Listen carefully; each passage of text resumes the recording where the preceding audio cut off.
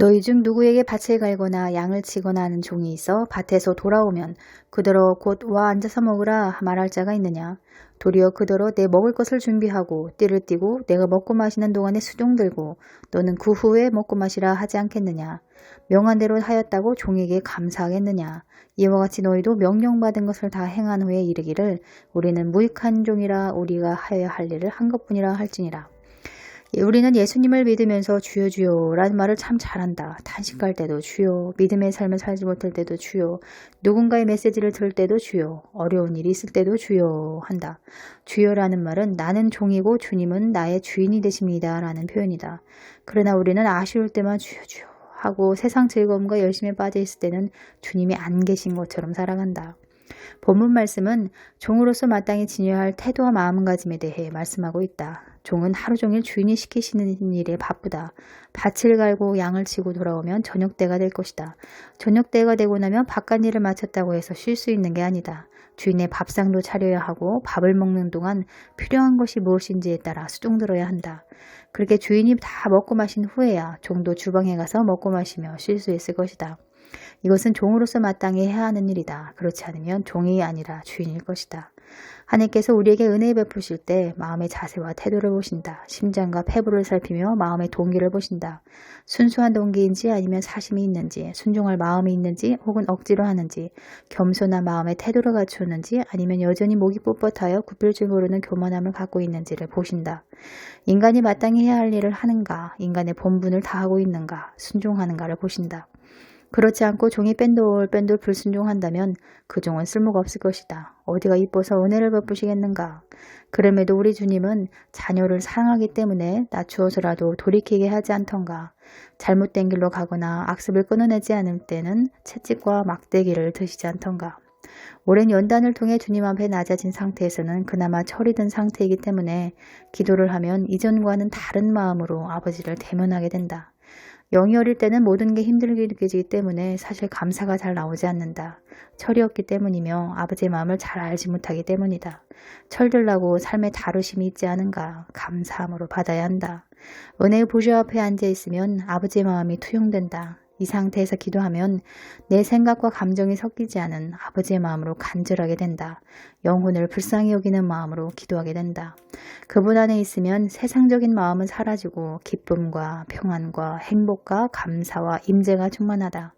깊은 기도를 끝내고 나면 얼굴빛이 밝다. 모세가 40주야 시내산에서 임재 가운데 있었을 때 얼굴에서 광채가 난다고 하듯이 정말 그렇다. 그리스도의 얼굴빛을 받으니 자연스레 밝아진다. 하루 종일 유지되면 좋겠지만 그게 그렇진 않더라. 아버지 안에서 지나온 나의 삶을 되돌아보면 사람이 무엇을 했다 할 수 있을까 싶다. 마땅히 내가 해야 할 일을 했을 뿐이다. 이런 고백이 나오는 이유는 종으로서 마땅히 내가 해야 할 일을 했을 때 은혜를 주심으로 변화되었다는 사실을 알기 때문이다. 그분이 은혜를 주시지 않으면 성장할 수도 변화될 수도 결실할 수도 없다는 것을 안다. 사도 바울의 고백처럼 나의 나 된 것은 내가 아니요 나와 함께 하신 하나님의 은혜로라 라는 고백이 나의 고백이 된다. 집중과 몰입의 기도를 할 수 있는 것도 오직 그분께서 은혜를 베푸시기 때문에 가능하다는 것을 알기에 우리가 무엇을 했다 할 수 있을까라는 말이 나온다. 종이 주인 행세를 하면 쫓겨날 수밖에 없다. 종이 시키는 일을 하지 않고 자기가 원하는 일을 했을 때 책망받을 수밖에 없다. 그러니 종은 주인이 시키는 일이나 충성되게 하면 된다. 주인이 무엇을 원하는지 묻고 순종하면 된다. 묵묵히 땀 흘려 일하면 착하고 충성된 종이라는 말을 듣게 된다. 남과 비교하지 말고 나에게 맡겨진 일이나 최선을 다하면 된다. 그러면 칭찬받게 된다. 그렇지 않고 남과 비교하여 시기하고 부러워 질투하면서 자신의 맡은 바 책임을 다하지 않는 삶을 살게 되면 악하고 게으른 종이라는 책망만 받게 된다.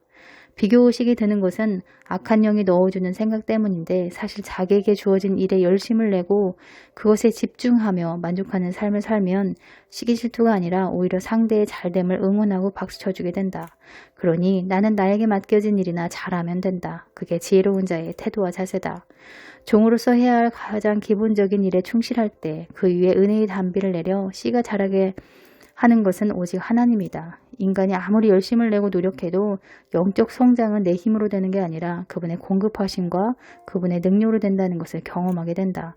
그러니 종으로서 우리가 해야 할, 마땅히 해야 할 경건의 연습에 최선을 다해야 한다. 열심과 열정을 내야 한다. 열심과 열정이 없으면 구하면 된다. 너희가 얻지 못하면 구하지 않기 때문이라고 했다. 신앙생활에 열심 내기 위해 아버지 뜻을 쫓기 위해 그의 나라와 의를 구하면 왜 안 주시겠는가. 그럴 때 은혜의 단비를 통해 깨닫고 싹이 나고 순종하여 변화되는 결실이 있게 된다. 주여 주여만 할 것이 아니라 종이 주인을 주인답게 대접을 하고 있는지, 주인에 대한 경외심을 갖고 있는지 나의 태도와 마음가짐을 점검해 보아야 한다. 하나님에 대한 경외심이 없으면 자신이 원하는 대로 정욕을 따라 살기 마련이다. 내가 누구인지에 대한 올바른 정체성이 확립될 때 하나님에 대한 경외심도 생길 것이다. 그럴 때 종으로서의 마땅한 자세, 곧 마음을 다하고 목숨을 다하고 뜻을 다하고 힘을 다하여 주님을 섬기게 된다. 목숨을 다하지 않는 섬김은 자아도 섬기고 세상도 섬기고 하나님도 섬기게 된다. 그래서 하나님의 명령은 너희는 마음을 다해 하나님을 사랑하고 뜻과 목숨과 힘을 다해 주 너의 하나님을 사랑하라고 명하신 것이다. 그럴 때 온전한 섬김의 도가 가능하기 때문이다. 우리 예수님께서 그러한 삶을 살았기 때문에 자기 십자가를 지고 우리에게 새 생명을 주실 수 있으셨던 것이다. 섬김에도 겸손에도에 통달하신 주님을 따라가기 위해 우리는 날마다 그분께 뜻을 묻고 그의 나라와 의를 구하며 자신을 낮추는 겸손함을 가져야 하겠다. 우리 마음이 교만하기 때문에 고난과 시련이 있는 것이니 매를 순히 받고 그것을 정하신 하나님께 순종해야 하겠다. 그것이 종으로서 겸손한 자세, 마음의 태도가 아닐까 싶다. 시청해주셔서 감사합니다.